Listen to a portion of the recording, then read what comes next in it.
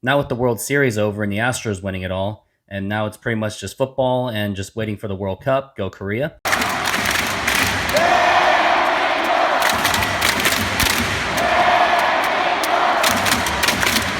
I'm just going to go over things that happened in the past week with the Mariners in the offseason. First thing to start off, these players on the Mariners became free agents. We got Matthew Boyd, Kurt Casale, Adam Frazier, Carlos Santana, and Mitch Haniger. Now I'm going to go over all these players and see if I agreed with the move or not. So let's go with Matthew Boyd. So he was acquired by the San Francisco Giants along with Kurt Casale to the Mariners for a couple minor league prospects. Now here was his numbers. He had a 2-0 record with a 1.35 ERA with very limited time. So I guess just by that, it looks pretty good. I was thinking, yeah, why didn't he pitch them? But then I looked at his strikeouts to walks. He had 13 strikeouts and 8 walks. And with that limited time, I guess that was not a great number to look at, not a great sample size for the future of the Mariners. And he did pitch in the American League Division Series against the Astros in Game 3 and gave up a hit. Retired. The 1-0. Bregman launches one left field, and Kelnick plays it conservatively. Probably a wise move right there. So I guess Jerry DiPoto is going to be looking for talent elsewhere for the bullpen. Now the next player is Kurt Casale, which I was perfectly fine just getting rid of him. I mean, the only reason why the Mariners got him was because Kyle Raleigh was pretty much carrying the entire catcher's position, which led to him suffering an injury with his hand. And here was his numbers. In just 16 games, he had 1 home run, 3 RBIs, batted 125, had a 300 on base percentage, but I think there could be talent looked elsewhere for the catcher's position. Next up is Adam Frazier. Now, it's tough for me to say it, although he did have a crucial game-winning RBI against the Blue Jays in the American League Wild Card Series. Cal the lead. Here's the pitch to the way. Swinging a line drive into right field. Down the line and toward the corner. A base hit. Cal being waved around third. He'll score. He did underperform compared to his 2021 season. He batted .305, had a .368 on base percentage, and 36 doubles. Pretty good numbers, and he was an all-star. But then 2022, he batted just .238, .301 on base percentage, and just 22 doubles. And he had a full season, and it's not like he had a major injury or anything. But he did unfortunately underperform, and I would hope now that they're getting rid of Adam Frazier, maybe that will leave room for some infield talent for the Mariners to get, like Carlos Correa, Trey Turner, and that is if they are willing to play second base or if J.P. Crawford is willing to convert to second base, although Jerry DiPoto did say repeatedly that J.P. Crawford is the shortstop. Our great preference would be that we could land a shortstop that would like to go play second base, but we're not going to close the door to anything in that regard. JP is our shortstop. He's an emotional leader for us. We feel like he does a very good job. I guess for now. Now, Mitch Haniger. Mitch Haniger looks like he's been granted the free agency. Now, Jerry DiPoto did say that he would love to bring him back, although he did put him out in the free agency. Mitch Haniger, now a free agent, longtime Mariner, we would have interest in bringing Mitch back to join, but that's unpredictable at this stage in the game. But it seems like the Mariners will only get him if the price is right, and maybe Mitch Haniger is going to look for something out there in the market that might work for him more than it would for the Mariners. But I will say I was okay getting rid of him, unfortunately. And just objectively speaking, as much as I love the guy Mitch Haniger was, he was a great asset to the team. He just wasn't available majority of the time. Let me look at the numbers. We got 2017. He played in just 96 games. In 2018, he did play a full 157 games. And after that season, I remember I said I wanted the Mariners to trade away Mitch Haniger because I thought he had that kind of value where the Mariners maybe could get something back in return, especially when they weren't even expected to actually compete for basically anything, unless you saw that when they were 13-2 in the 2019 season. But other than that, I'm pretty sure everyone expected it to be basically a tanking season, rebuilding season, whatever you want to call it. And speak of the 2019 season, he only appeared in 63 games and suffered with an injury. And then 2020 he had that year off, And then 2021, he played a full season healthy. It seems that happens like in opposite years, I guess, in some sort of extent. But he had a 39 home run season, 100 RBIs. This was like his prime season, basically. Put it in. Swing and a drive.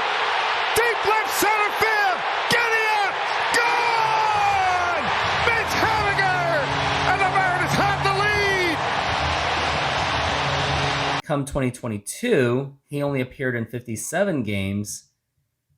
And unfortunately, he just wasn't available because he just can't stay healthy. And like I said, he's a great clubhouse leader, great for the leadership, but in terms of availability, I just can't trust him unless he plays like a part-time position. But knowing his talent and knowing how much he can bring to the table when he's healthy, I would think he would want to take his chances and his talents elsewhere. So we'll have to see what Jerry Dipoto does with him. And if they do get rid of Mitch Haniger for sure, I would hope the Mariners go out and replace anyone in the outfield, or hope that Kyle Lewis or Jared Kelenic or even Sam Haggerty can step up to play big full-time roles. But it is unclear because Jared Kelenic has been underperforming pretty overwhelmingly, basically up until last week of September of every year, I guess, 2021 and 2022. Kyle Lewis just can't stay healthy, and Sam Haggerty is recovering from an injury that he did suffer towards the end of the season.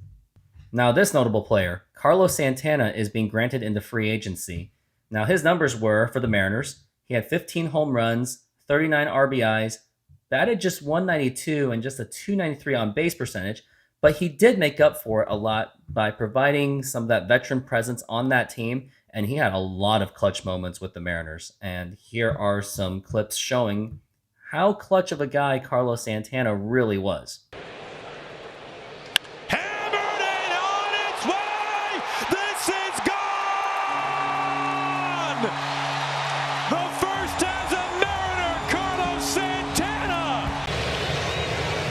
Santana to right field, back and bombs away! Go ahead! So, although he is granted into free agency, I hope that the Mariners bring him back.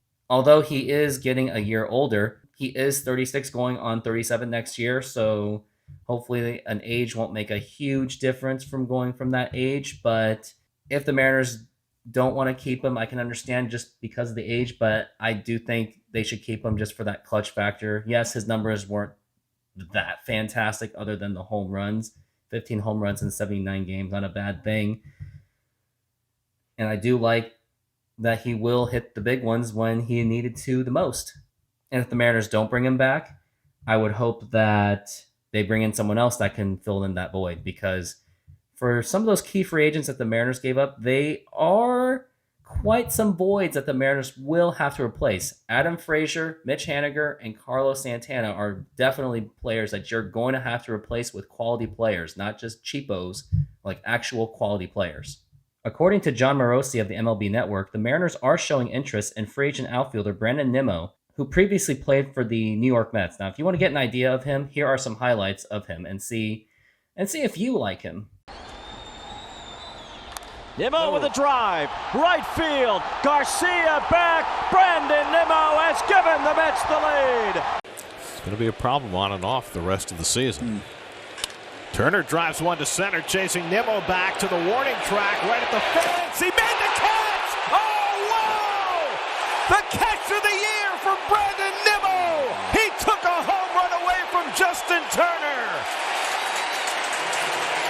Oh, what a play. I mean, after I saw that, I think, yeah, maybe he could be a good fit for the Mariners. I mean, I'll take him over Jesse Winker at this point. And look at some stats. Let's take a look at him. So in the past season, he hit 16 home runs, had 64 RBIs in 151 games, batted .274. He may have struck out 116 times, but he had a .367 on base percentage, and his career on base percentage is .385. So, as after all, it is critical to find anyone that has a good on base percentage. Why do you like him? Because he gets on base. Yeah, exactly. Gets on base.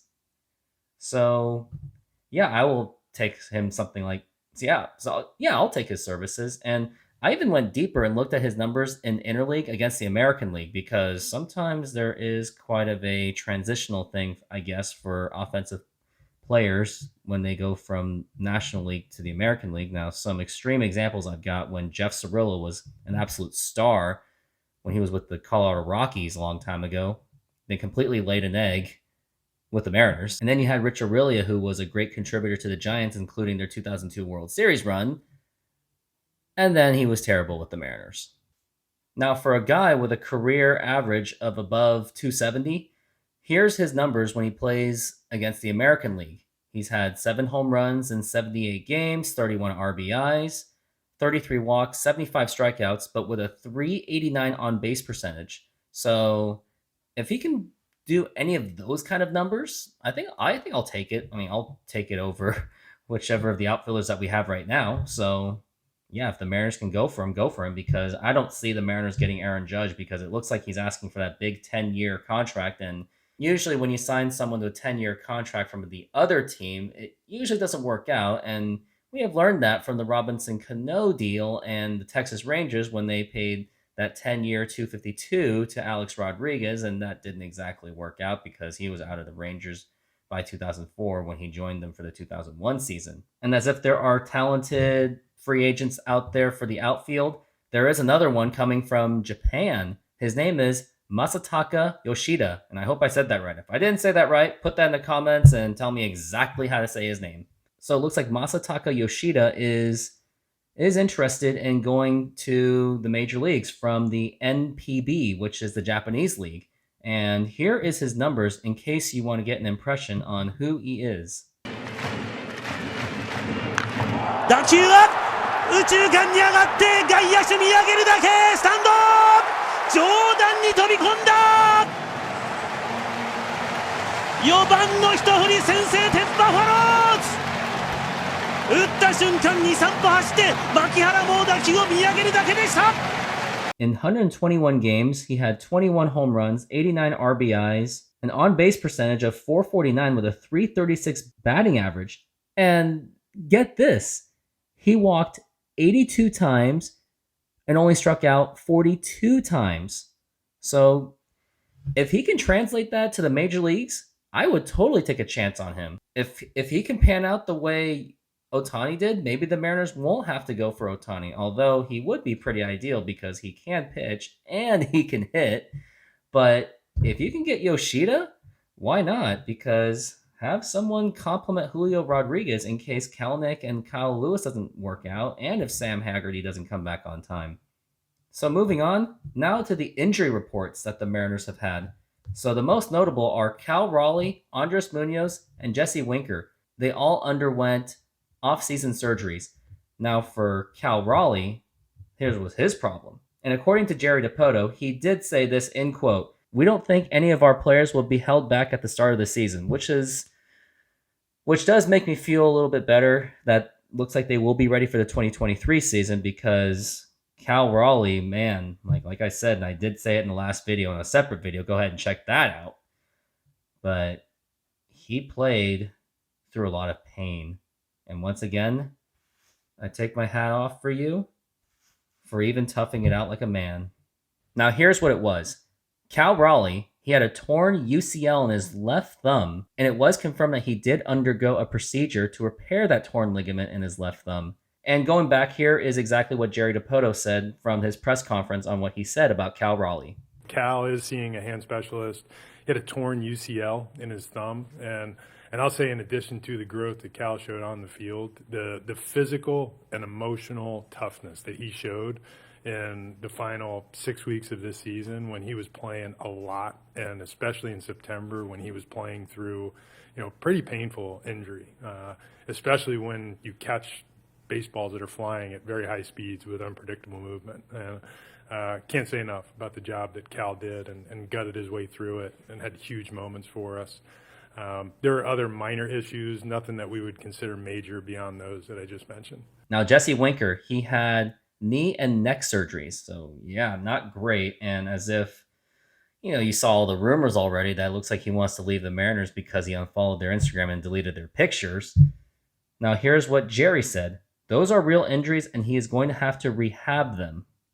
And it is possible that those injuries did play a role for his ineffectiveness of the season, but honestly, I do think that he is a bit replaceable. And plus, he does have that contract, so the Mariners still have to somewhat make use of him just to see if they can trade him, but I don't see any trade value out of him. And plus, I mean, he did expose himself from that fight, as if I already talked about it before. And then Andres Munoz went on to have a right foot surgery, and hopefully he'll be back by spring training, as it is projected at this point.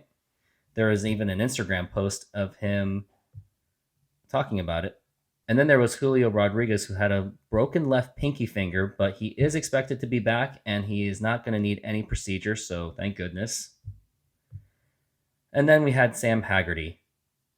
He had a left groin strains, and his ETA on his return is very unclear right now, as he did have an injury when he did try to steal second base, and then that did knock him out for the playoffs. And I did say it in my Instagram reels that I was hoping that the Mariners would take a little bit easy after made the playoffs to avoid these kind of injuries, but that didn't happen, as the Mariners did want to basically finish with 90 wins and some kind of momentum going into the playoffs. So it turns out that Sam Haggerty just suffered a groin injury last night against the Tigers while attempting to steal second base. Although it was successful, and it looks like he was trying to get something going to get the Mariners to win against the Tigers as they were behind 4-3, it did cause a groin injury, and he was helped off the field, and it turns out that he was in crutches. So I'm going to say it. I said that the Mariners should at least be taking it a little bit easy and not overexert themselves. I know that you guys want to win. You want to win for pride. You want to have a good momentum going into the playoffs. But the problem is, by doing that, it comes at a cost of risking injury. We are lucky that did not happen to Julio Rodriguez, because that could have happened to anyone, but we cannot afford any more injuries since this team has been extremely banged up. And also, I would rather play Cleveland anyway, because I did look up the stats and the records. Although the Mariners have a well above 500 record against the Blue Jays, they did lose the series in Toronto, while the Mariners actually did play a lot better against Cleveland, especially at Cleveland. So I'd rather play them. So if they lose the rest of the season and Tampa Bay squeaks by number 2, I wouldn't mind. But be careful, Mariners, next time. And then you got Tom Murphy, who underwent a season-ending surgery to repair his left shoulder, and missing him throughout the entire season really did not help. Although it did give Cal Raleigh an opportunity to have a full time with the Mariners, it did put some wear and tear, as you didn't have Tom Murphy available. And his estimated time of return is 2023, so hopefully spring training, but no idea. And my recommendations, maybe go for Mike Zunino, bring him back, although his strikeout habits would hurt the team. But he does play good defense, so he would be a good fill-in piece for the Mariners if he's willing to take that kind of role, as if he already lost his starting job with the Tampa Bay Rays. Well, that is it. And if you are enjoying these videos, go ahead and hit the like and the subscribe and hit that notification bell. And I will once again stay updated to these Mariners offseason moves and stories or drama. And I am looking throughout the entire season to build some nostalgic videos. Now, the next one I'm going to make, well, I would tell you, but I'm not going to. But if you can get me to 200 subscribers by the end of Friday, I will tell you exactly what my next nostalgic video will be.